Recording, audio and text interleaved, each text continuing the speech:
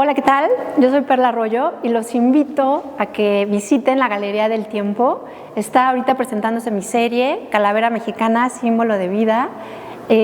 Tenemos de fondo en esta entrevista al Zompantli, que yo le estoy llamando El Muro. Y bueno, vengan, visítenos, platiquemos. Hola Perla, un gusto tenerte nuevamente aquí en este espacio, la Galería del Tiempo, junto a tu obra. Y siempre el tenerte aquí es diferente, ¿no? El tenerte presente aquí hace diferente este espacio. Pues ahora tu arte ha estado conquistando corazones y cráneos, literalmente, ¿eh? En este breve tiempo en el que los alumnos han visitado la exposición, ha habido una recepción muy interesante, muy abierta por parte de los chicos y muy sorprendidos de lo que ven. Y ellos quieren conocer un poco más de quién es Perla Arroyo. Y mucho se habla de que hay momentos en el que uno hace clic cuando encuentras esa beta de ser creador. ¿Cuándo fue ese momento para ti? ¿Cuándo fue ese momento para Perla? ¿Eras esa niña inquieta que rayaba las paredes en casa? ¿Cómo es que se dio? Bueno, pues muchas gracias por la invitación. Yo muy contenta de poder compartir con la comunidad estas obras y pues sobre todo a ti por todo el trabajo y el equipo que tienes, que es súper profesional y súper cálido. Me siento muy honrada de poder estar en este momento aquí y que mis obras pues formen parte de esta universidad. Y esto es una necesidad. Creo que el arte nos elige a nosotros, las personas, como un vehículo para expresarse. Porque si bien es cierto que mi papá fue arquitecto y él todo el tiempo hacía cosas que tenían que ver con planos y estructuras, yo desde que era niña me encantaba la parte de lo matérico y sí, pintaba todas las paredes de la casa. O sea, era perseguida en casa por estar haciendo esos grafitis que en esa época se usaba que las casas tuvieran tapiz de papel o de tela. Y con los crayones que me daban en la escuela o que yo me traía del kinder, pues hacía esos grafitis a todo color y del tamaño más grande que yo pudiera. Y claramente era perseguida. Era perseguida hasta que dejé de ser perseguida y al revés, ¿no? Lo que hicieron mis papás pues fue brindarme pues material y cosas para que empezara yo a hacer mi experimentación sin tanto expresión anarquista. Muy bien, sí uno recuerda estas crayolas. ¿Cuál era tu preferida? ¿Qué color era el preferido? Yo recuerdo que a mí lo que me gustaba hacer eran árboles que tuvieran raíces, o sea, que se mostraran las raíces y las hojas. Y siempre me dibujaba a mí como parte de los espacios. Y eran estos árboles como, pues un poco espantosos, porque sí, las raíces eran grandes y todo el árbol estaba dibujado de verde. Y solamente habían algunos detalles que ponía con azul turquesa. Y ya las demás cosas que yo pintaba tenían colores cálidos como el marrón y el naranja. Pero yo te podría decir que esos 4 colores han sido los colores con los que yo siempre me he identificado. Son colores muy de tierra, son colores que tienen que ver con estas capas que se hacen en las montañas o cuando viajas en carretera hacia Oaxaca y que alcanzas a ver esos colores. Esos eran los colores que yo usaba en mi primera etapa de mini artista. Y sobre tu estilo, de encontrar el estilo de un artista, pues lleva un camino en el cual pues vamos descubriendo a otros iguales, o queremos encontrar nuestro igual en algún otro artista, ¿no? ¿Quiénes influyeron en ese trayecto de tu vida para lo que hoy eres como artista? Pues es bien interesante la pregunta y y la pienso y me da un poco de nostalgia porque yo siempre quise ser artista y yo me imaginaba siendo artista pintando, porque pues es lo que tienes más a la mano cuando eres niño. Siempre me imaginé siendo pintora o un artista que tuviera que ver con lo matérico a nivel bidimensional. Sin embargo, todas las cosas que yo hacía, creativamente hablando, eran tridimensionales. Y eso yo no lo observé hasta ya grande, cuando estudié en la Academia de San Carlos. Yo me metí, de hecho, a la Academia de San Carlos a estudiar pintura, no a estudiar escultura. Y yo seguía haciendo cosas de pintura e insistía en tratar de aprender técnicas, sobre todo el arte abstracto, que es lo que a mí me gusta. Me encanta Kandinsky, o sea, me encanta todo lo que tiene que ver también con el expresionismo alemán, etc. Y yo me veía en eso, como haciendo cosas bidimensionales. Pero había una cosa, de esas cosas que tiene uno extrañas, que cuando yo llegaba a mi casa y tenía mis espacios de crear, que siempre he tenido espacios de crear, lo que hacía era arte escultórico, ya sea a través de trabajar con plastilinas o con epóxicas, o sea, como que todas las técnicas que yo ya había aprendido durante todos los años de estudio, pues las aplicaba, hacía talla en madera, relieves en madera, todo esto que era matérico a mí me encantaba. Y lo que me gustaba de esa experiencia es que cuando tú te metes así en una pieza matéricamente hablando, tú te pierdes en ella. O sea, como que la pieza empieza a tener su propia vida y lo que tú estás pues metido es en poder avanzar y poder encontrar esa figura. Eso lo viví mucho con la madera, con la talla en madera, que para mí era pues extraordinario. Y no era que trabajara yo maderas súper finas, sí traje cedro, etcétera, pero podía yo tener un pedazo de pino que tuviera una veta cerrada y con eso trabajaba. Y eso era algo que a mí me encantaba. No había relacionado ese amor por la escultura hasta que en el segundo semestre de la maestría en artes visuales me empecé a meter más a los talleres de arte tridimensional. Y de ahí no paré de tomar clases, o sea, ya tenía conocimientos, ya hacía cosas, pero no a este nivel de detalle tan técnico, porque yo era bastante técnica ya en la cuestión bidimensional, sobre todo proyecciones, cálculos, diseño estructural, diseño industrial, etcétera, pero no tenía nada hecho ya matéricamente que me formulara a mí un amor así profundo como estas otras áreas que te decía, ¿no? De la experimentación sobre todo sobre madera. ¿Y alguna anécdota que tengas para contarnos en casa o de esa vena creativa que surgió a partir de ya una vez que estableciste que yo quiero ser artista, ya lo has dicho, y cuando llegas a esta parte de pasar de lo bidimensional a lo tridimensional? Pues que me encanta, porque en este proceso que pasé de lo bidimensional a lo tridimensional, hay un personaje en mi carrera que es central y es Alejandra Cermeño. Yo tomé con Alejandra Cermeño un curso de moldes y de hecho lo tomé aquí en esta universidad. Y en ese curso de moldes era muy interesante. A mí me volaba la cabeza cómo trabajaba Alejandra la escultura desde otra perspectiva, porque la escultura académica, que inclusive yo ya había aprendido no nada más en la Escuela de Diseño de Artesanías de Limba, sino también en el CEDART, pues es modelados tradicionales, esto que te comento, ¿no? De trabajar con moldes, trabajar con cerámica, con resinas, etcétera.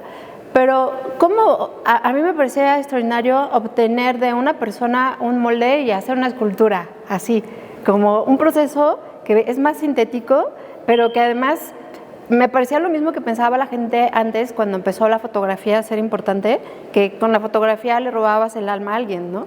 A mí me parecía un poco lo mismo, porque cómo era que ibas a agarrar a una persona y la metías en un molde, sacabas el molde y lo vaciabas y tenías a la persona, ¿no? Así era algo, pues para mí, mágico y a la vez un poco diferente, o sea, completamente loco.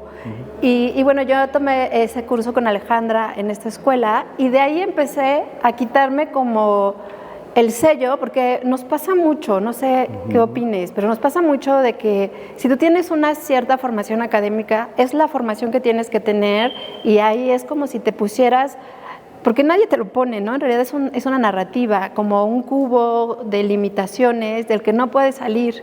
Y a mí me pasaba mucho. Yo como diseñadora en la Academia de San Carlos, todo el tiempo es que tú, bueno, a ti te queda muy bonito porque eres diseñadora. Es que sí, las cosas anatómicas te quedan muy bien porque eres diseñadora, pero es que eso no es arte, el diseño no es arte. Y me enfrentaba todo el tiempo con eso, ¿no? Hasta que empecé a ver que había formas distintas dentro del mismo mundo académico de hacer las cosas, que lo importante es que se convirtieran en ese vehículo de poder experimentar y hacer lo que mejor te venga en gana, ¿no? Y eso fue, así empecé. Bien, interesante. Vamos a meternos, vamos a ir a los huesos. Vamos a explorar el corazón de este proyecto. Tus calaveras no solo tienen vida, parece que tienen mucho que decirnos.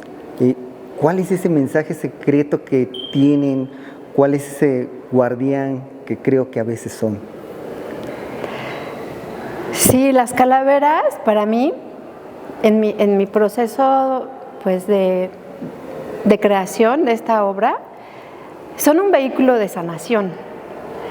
Y yo en esta parte esotérica que creo que todos tenemos independientemente de cuál sea nuestra ideología, son piezas que cuando tú te acercas tienen una vibración real, o sea, energéticamente hablando, físicamente hablando, no estoy hablando nada más de cuestiones demasiado esotéricas, sino sí hay una vibración en el material.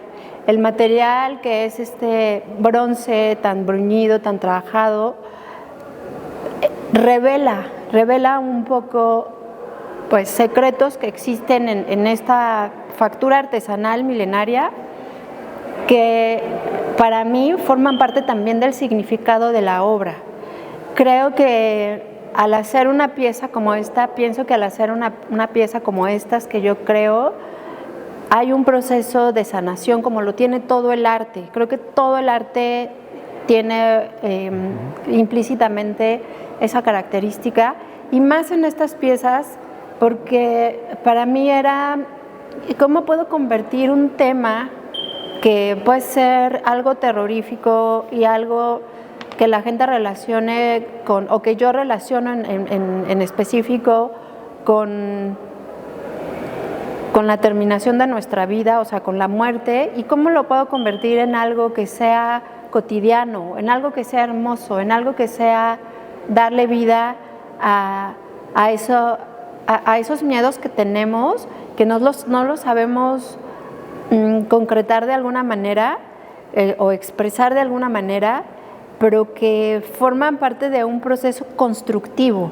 Y ahí es en donde nace el concepto de hacer que la muerte cobre vida desde una estructura pues constructiva y simbólica.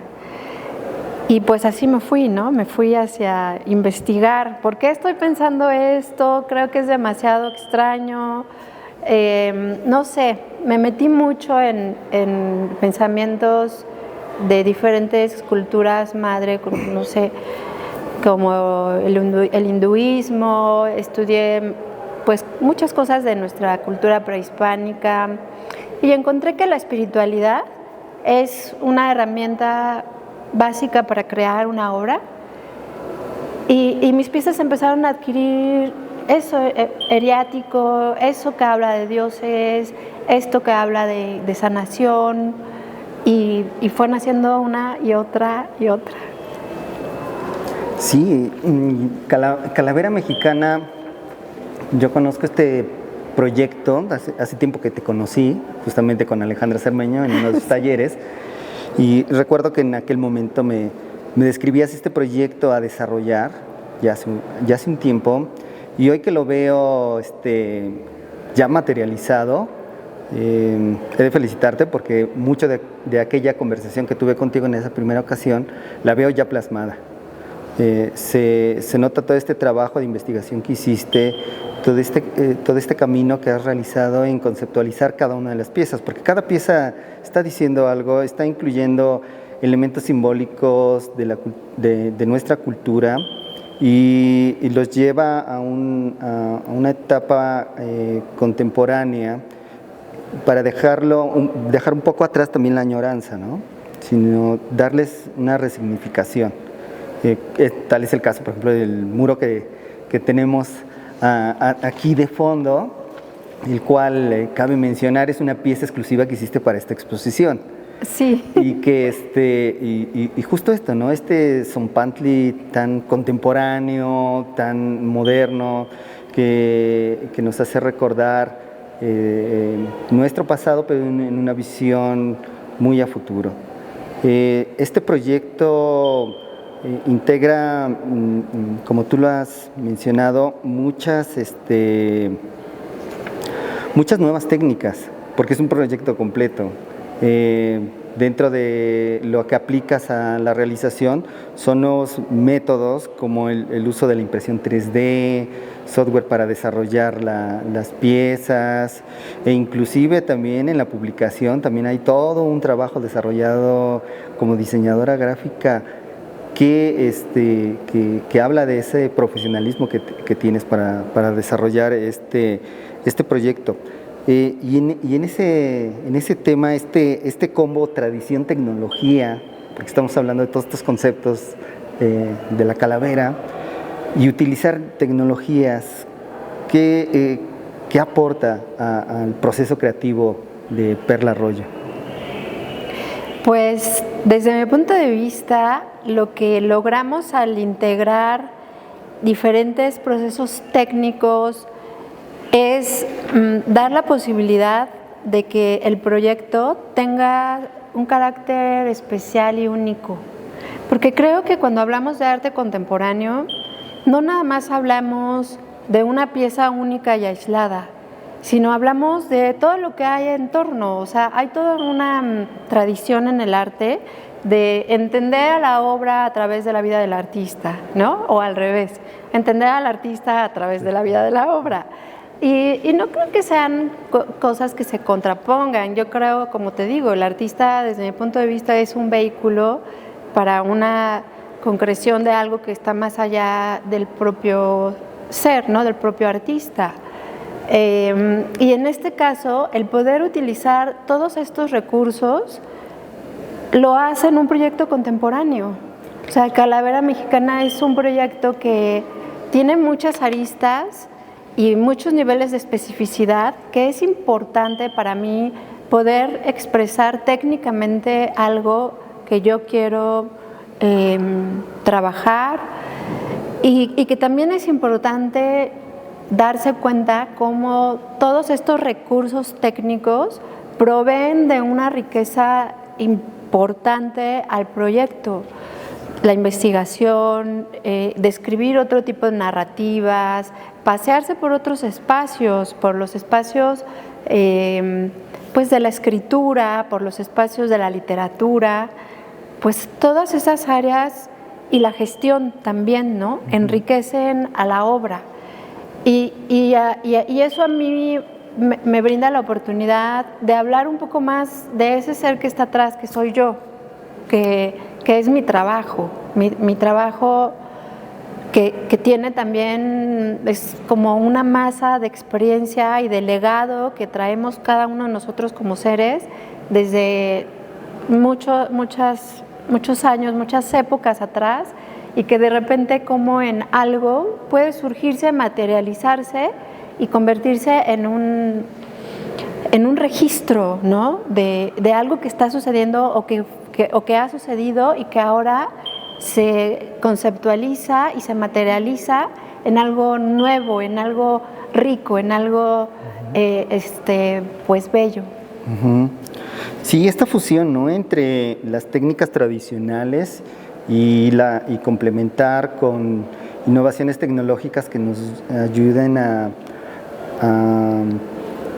llevar aterrizar todo un proyecto como es esta colección de manera más pulida, más enriquecedora. Las tecnologías nos ayudan a ello, ¿no? O sea, ¿cómo es que estas tecnologías te han ayudado en resolver? Porque yo creo que es también una de las fortalezas cuando involucramos a la tecnología, en que nos ayuda a resolver cosas que quizás de una manera tradicional nos llevarían a una situación mucho más compleja. Sí, y a caminos más largos. La tecnología aplicada, por ejemplo, a la escultura, es algo que se viene utilizando ya desde finales del siglo pasado. O sea, imagínate una gran obra arquitectónica sin un proceso meticuloso y técnico atrás. Pues no tendría vida, ¿estás de acuerdo? Y yo creo que Calavera Mexicana, esta serie, justo transita en ese espacio en donde antes de que tienes tu idea preconcebida, hiciste bocetos, hiciste investigación histórica, lo que tú quieras, encontrar las coordenadas sobre las que quieres trabajar como artista en este mundo creativo, y una vez que lo tienes dices, bueno, ¿eso cómo lo voy a aterrizar en blanco y negro, ¿no? Y ahí es en donde entra la tecnología se convierte en un aliado, porque en un edificio no hay un accidente, o sea, hay muchas obras en donde el accidente se forma, obras me refiero a la plástica, en donde el accidente puede formar parte de ese discurso y enriquecer, por ejemplo, no sé, se me ocurre el dry pin, ¿no? En estas obras, en donde justo esas acciones enriquecen el significado de la obra y así, pero bueno, esa es una forma de expresión. En un edificio tú no puedes decir, bueno, aquí le aviento una columna, allá le pongo una zapata, ¿no? Que no tenga estructura, o hay que se sostenga con el viento y sin calcular nada. Y creo que en ese sentido la escultura se parece mucho a la arquitectura, ¿no? Y sobre todo a este cálculo de estructuras que tiene que ver más con la ingeniería. Y yo como diseñadora, que fue mi primera carrera, el primer paso que yo di profesionalmente, pues no me daría la oportunidad de crear una obra que no tuviera una estructura, porque se caería, como tampoco me daría la oportunidad de crear un texto o un proyecto o un libro que no tuviera una estructura, porque las estructuras, nosotros somos una estructura, las estructuras son los que nos va a permitir tener una vida y conformarnos dentro de lo que nosotros somos y lo que nosotros hagamos.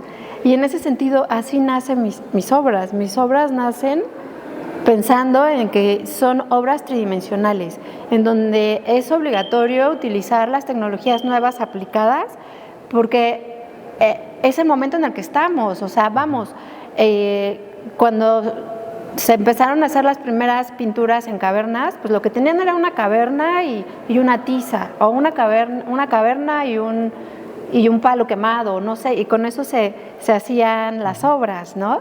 Nosotros ahora tenemos tantas herramientas que manejar, y en cada una sí hay una curva de aprendizaje pues bárbara, ¿no? Pero yo siempre les digo, bueno, a la gente con la que trabajo, ¿qué tienes que hacer a las 3 de la mañana? O sea, a las 3 de la mañana te puedes meter y aprender, y ahora todo está tan a la mano, a cómo utilizar una herramienta, cómo hacer un cálculo, cómo definir si te queda, y además lo puedes poner en varios procesos. Yo hago procesos manuales, escaneo, los convierto en un plástico, ese plástico lo intervengo, lo vuelvo a escanear, y todo basado en el boceto inicial que está creado como un plano arquitectónico. Entonces ya, aunque sean piezas pequeñitas, yo sé que esas piezas estructuralmente hablando no les va a pasar nada. Sé que si yo hiciera una de estas piezas en un tamaño monumental, o sea, arriba de 4 metros, sé que mis piezas estarían en perfecta condición para trabajar con los espacios, ¿no? Que bueno, estas están creadas para ser pequeñitas. Ya después iremos viendo otras cosas. Bien. Pero bueno, esa es un poco la idea, que no nos detengamos ante Los retos que significa aprender cuestiones técnicas, o sea, son fundamentales. Claro. Y en ese tema de que tocas acerca del libro, sabemos que es una edición limitada del libro y justo esta estructura de la que hablas es un libro que no solamente es un catálogo que aborde las piezas de esta colección, sino que también toda esa investigación que hiciste detrás, todo esto, aterrizando todos estos conceptos, vemos la pluma de grandes escritores ahí puestas en el libro. Es también una pieza artística ese libro, hay que decirlo así también, que es un increíble libro. Pero siempre está esa parte, ¿no? Conociéndonos como artistas, que a veces decimos, ay, esa página me hubiera gustado cambiarla, me hubiera gustado que fuera diferente. ¿Hubo eso?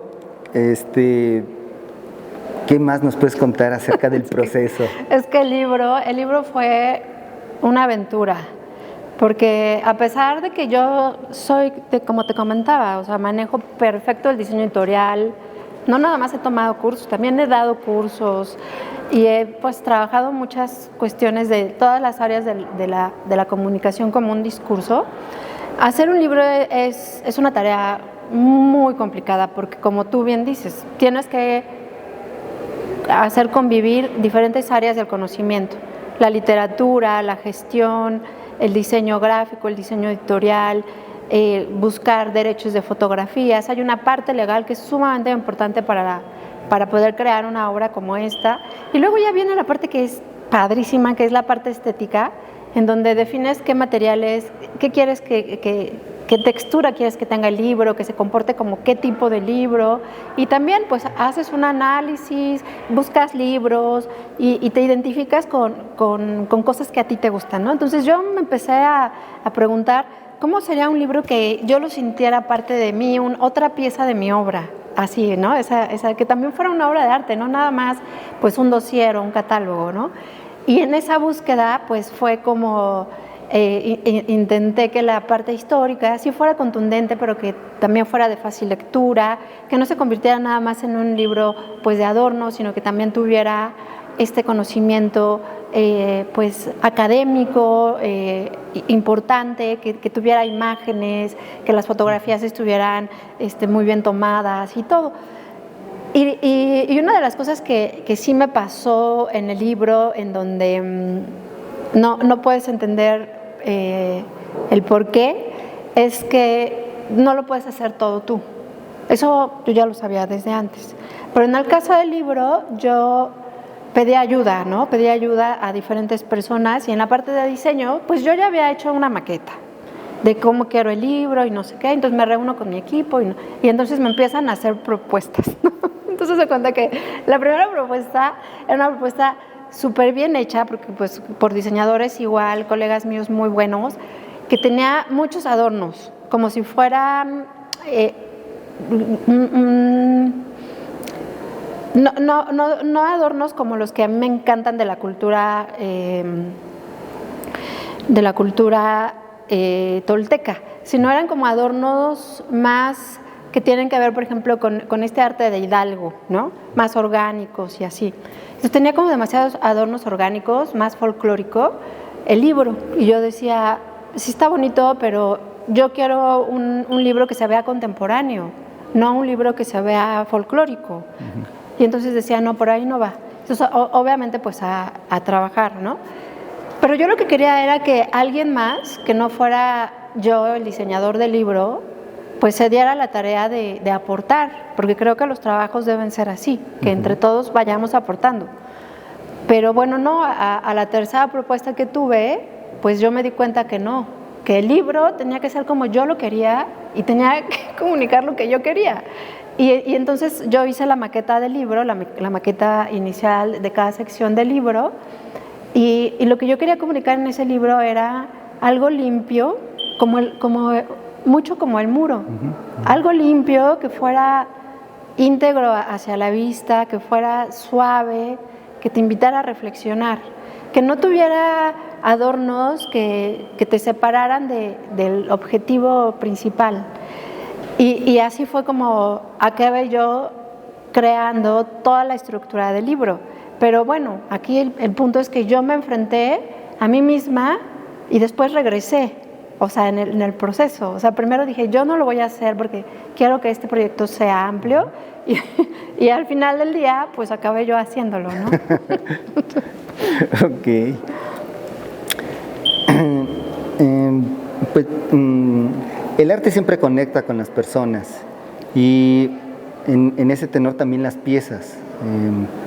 Cada visitante, alguna pieza le dice algo, se comunica, se siente parte de, o le transmite una vivencia, una sensación. Para ti, ¿cuál ha sido esa conexión especial con la serie y muy en especial con alguna obra? ¿Perla tiene una conexión especial con alguna de estas piezas? Pues tengo una conexión especial con cada una de ellas, porque para mí cada pieza de esta serie, que son 6 piezas, representa una parte muy importante de mí misma. Por ejemplo, Coyolxauhqui es una guerrera, y yo pienso que yo soy una guerrera. O sea, yo me he visto vivir mi propia imaginación en cada una de las piezas. Yo me siento tan fuerte como Coyolxauhqui, tan capaz como Coyolxauhqui, tan noble como Coyolxauhqui. Entonces, pienso que Coyolxauhqui y yo somos como muy parecidas, ¿no?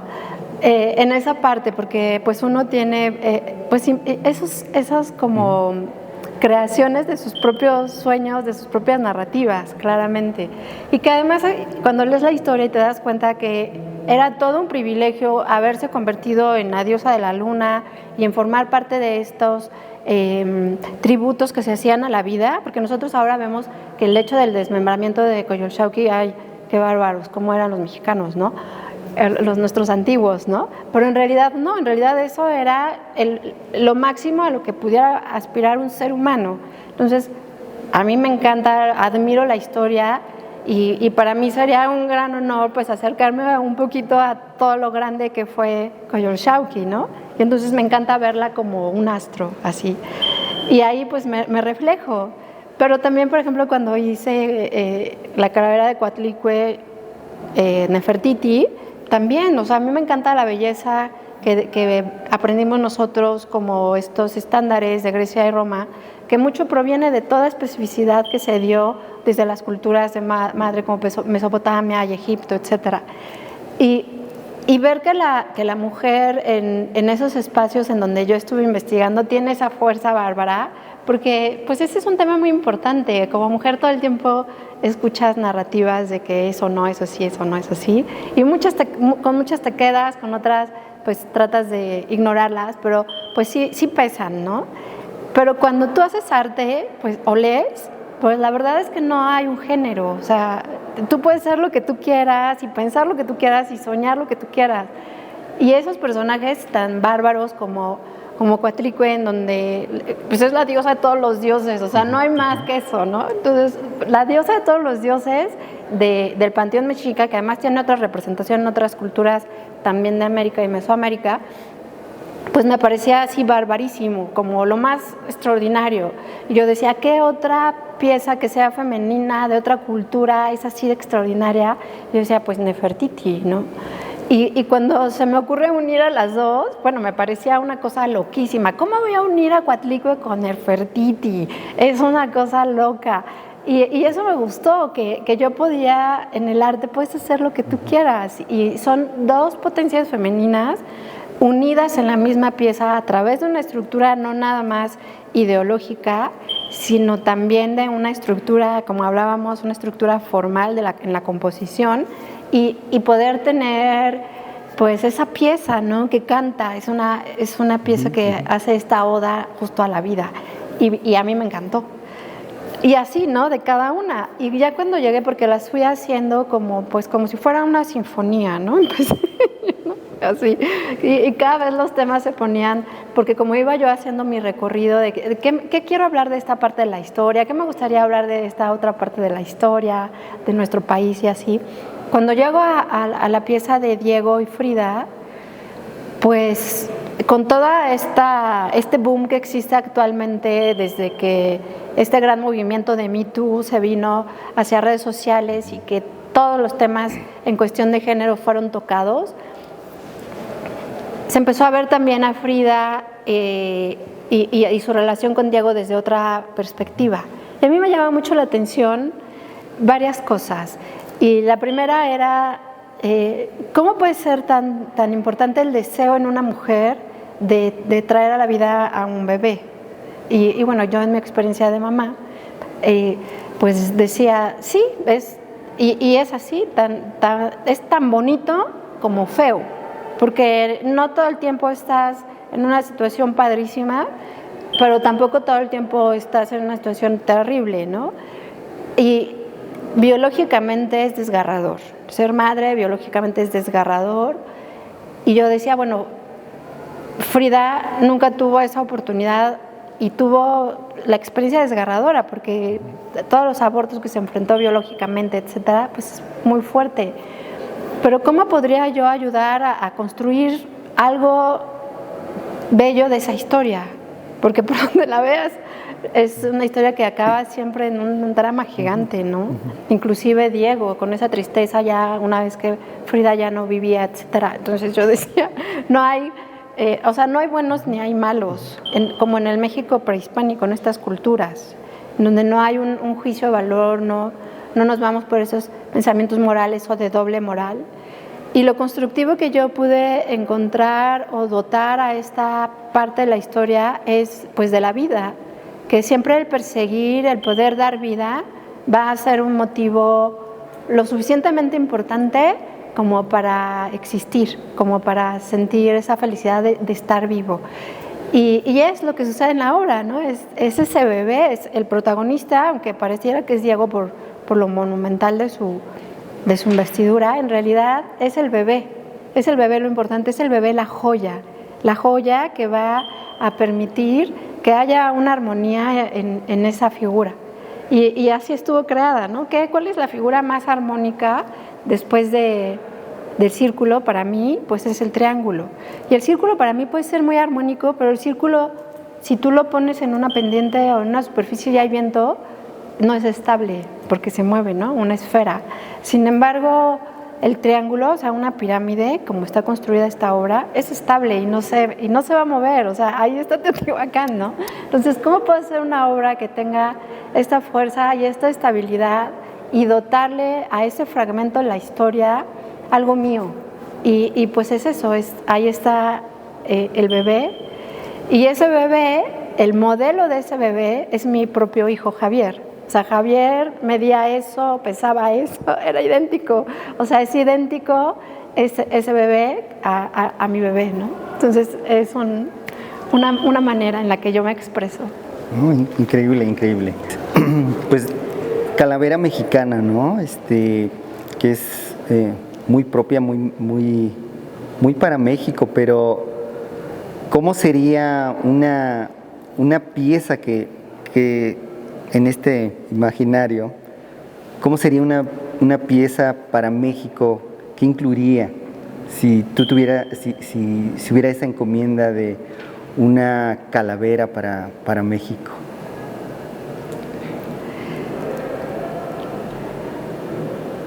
Incluiría vida, porque las calaveras en la historia del arte y en todo el mundo, en todas las expresiones, desde la literatura hasta pues la escultura, la pintura, etcétera, inclusive las artes visuales como las escénicas, pues ha tenido presencia permanentemente desde tiempos inmemorables. Pero creo que una calavera que resulte un símbolo vivo solamente existe en México. Y así la vivimos nosotros, como un cúmulo de significado que se han ido amasando a lo largo del tiempo, en donde no es nada más que no nos asuste, sino es algo con lo que nosotros convivimos sin que sea una cuestión ritual, religiosa o litúrgica, pero que sí lo traemos impreso en nuestro pasado. Sí, sí. ¿Qué próximos proyectos se vienen para Perla Arroyo? ¿Qué proyectos tienes en puerta? ¿De Calavera o algún otro proyecto que tenga en puerta Perla? Pues mira, esta serie, que es una serie pequeñita, pues es una serie que voy a estar itinerando como lo he estado haciendo en otros museos y en otros recintos igual, para seguir difundiendo el símbolo de la identidad, porque esta de reflejarse a través de la obra, o sea, más allá de que yo, mi bebé y todo esto, que es muy interesante, pero eso no toda la gente lo va a ver, cada quien va a ver algo distinto. Pero independientemente de la librería que cada persona tenga cuando se pone frente a la obra, hay un punto que sí es una conexión, que es un hilo conductor y que es la identidad mexicana. Y así es como la obra, bajo esa conexión, va a ir itinerando en diferentes espacios. Aparte de estar en la Galería del Tiempo, este año voy a estar en otros 3 recintos que ya les iré contando, va a estar padrísimo. Pero bueno, ahí no acaba mi proyecto de Calavera. Mi proyecto de Calavera tiene otros brazos. Y uno de los brazos en los que estoy trabajando ahorita es en hacer un documental que tenga que ver con la calavera mexicana, con nuestra identidad y con esta capacidad que tiene el arte de sanar. Ya lo verán, empezaré a hacer avances para que lo puedan ver y compartir con ustedes, porque creo que eso es muy importante, el carácter social de la identidad mexicana y de lo que nosotros como artistas podemos imprimir hacia un ambiente pues social, no nada más dentro de galerías, que me parece que es fundamental. Y esa es una cosa. Y la otra cosa en la que estoy trabajando es justo en esta parte formal.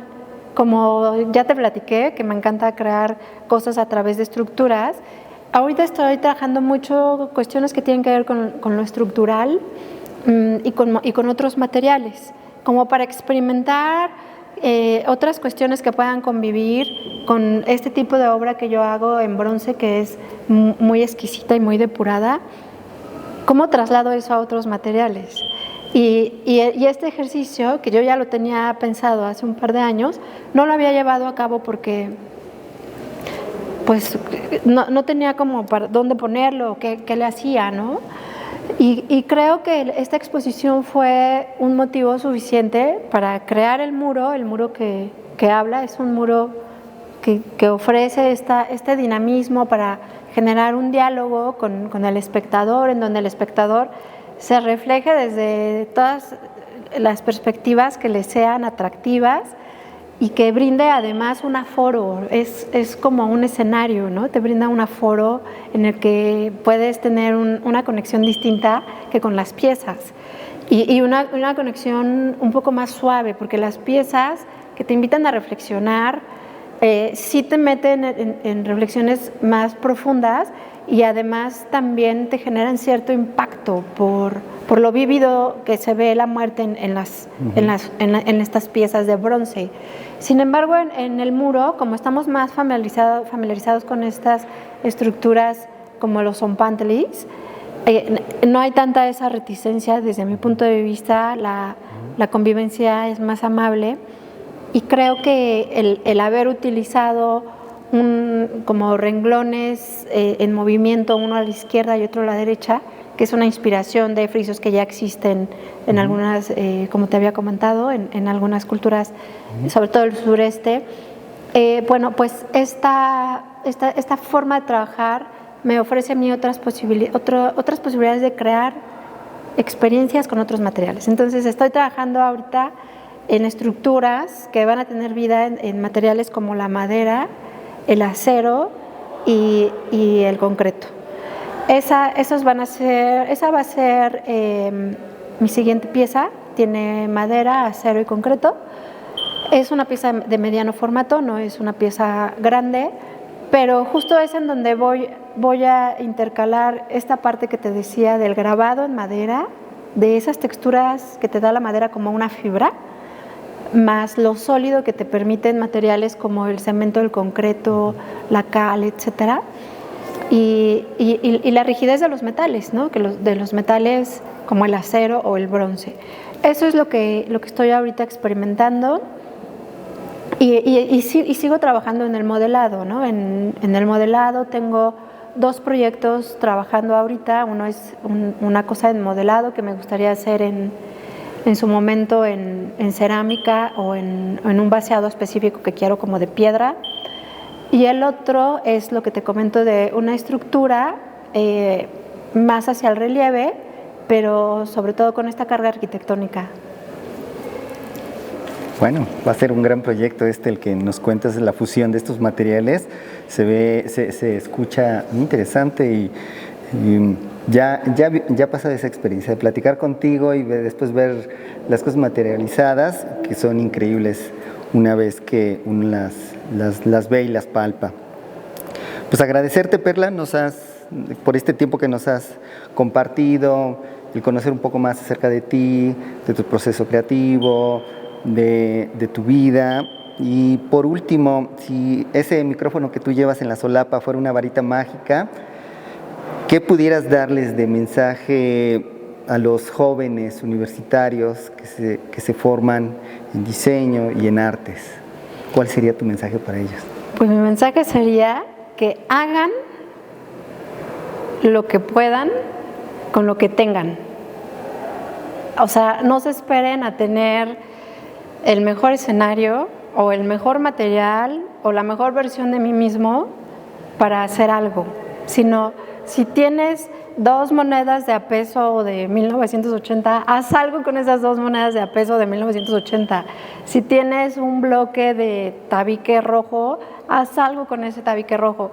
Si tienes un conocimiento de la historia de una enciclopedia que va del tomo 1 al 2 y son 20, pues haz algo con el tomo 1 y 2, o sea, todo el conocimiento que nosotros tenemos ya, toda la experiencia que nosotros tenemos ya a la edad que tengamos, es suficiente para hacer algo. Lo único que hay que hacer es dar el paso, hacerlo. Muchas gracias, Perla.